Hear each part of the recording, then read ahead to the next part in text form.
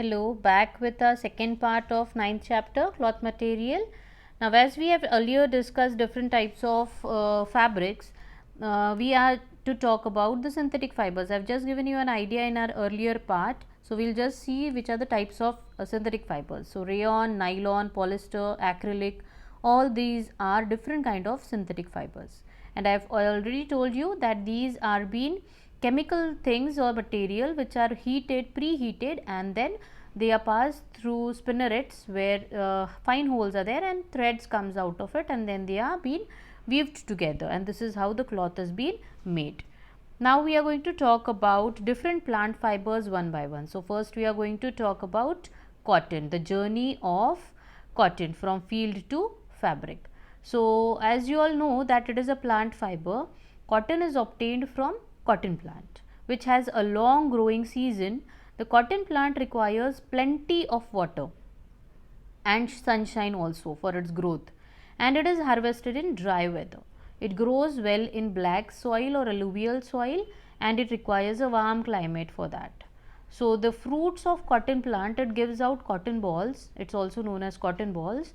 They are also known as pods, cotton pods, which bloom after a certain period when they grow up, and these appear like a round ball of snow because it is white in color.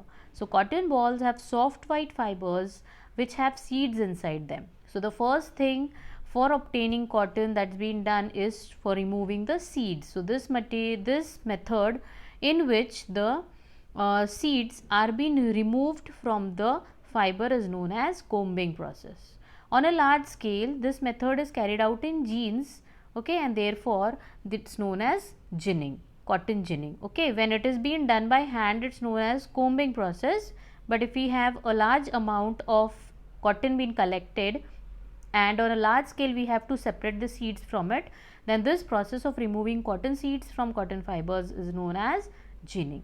Then the ginned cotton, it's known as lint. Now here in the picture you can see that the lady is collecting the cotton. Hand picking is being done. She picks up the cotton balls and then it is passed through gins where the seeds are being separated from them.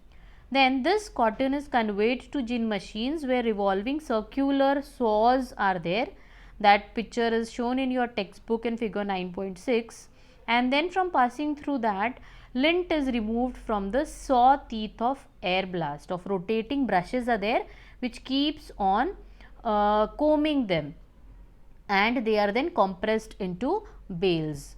The ginned cotton is then stretched and twisted to make long strands. Then long strands of fibers of cotton is being made. Now the next process after ginning is spinning. Spinning, strands of cotton are spun to make yarns, and the method of making yarns from fiber is known as spinning. So what is spinning? The method of making yarn, a bundle of cotton fibers, is known as spinning. So spinning is either being done by simple devices known as spindle or hand operated device, which is known as a spinning wheel or charkha. So you might have heard about charkha during Gandhiji's time, that he used charkha and used to weave his own clothes on that. So that is one of the device where you can spin the fiber together.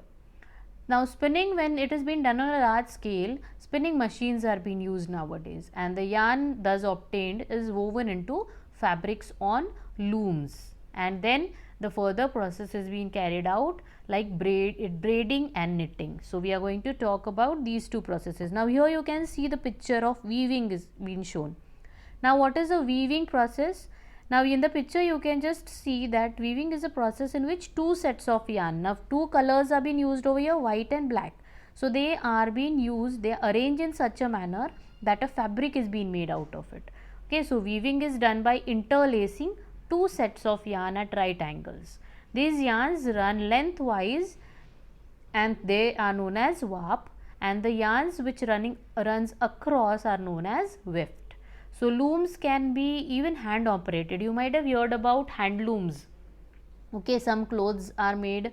If we go to an exhibition or somewhere, you just called it as hand looms are there, and therefore they are costly as compared to machine operated fabrics, because it requires a lot of effort being used by these people, those who are working on it. So, handlooms are used by weavers and they work manually, but even nowadays we have power looms which run on electricity.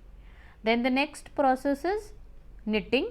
It is a process in which a single yarn has been used. Now, here you can see a single red colored wool is being used for stitching a cloth or making a fabric.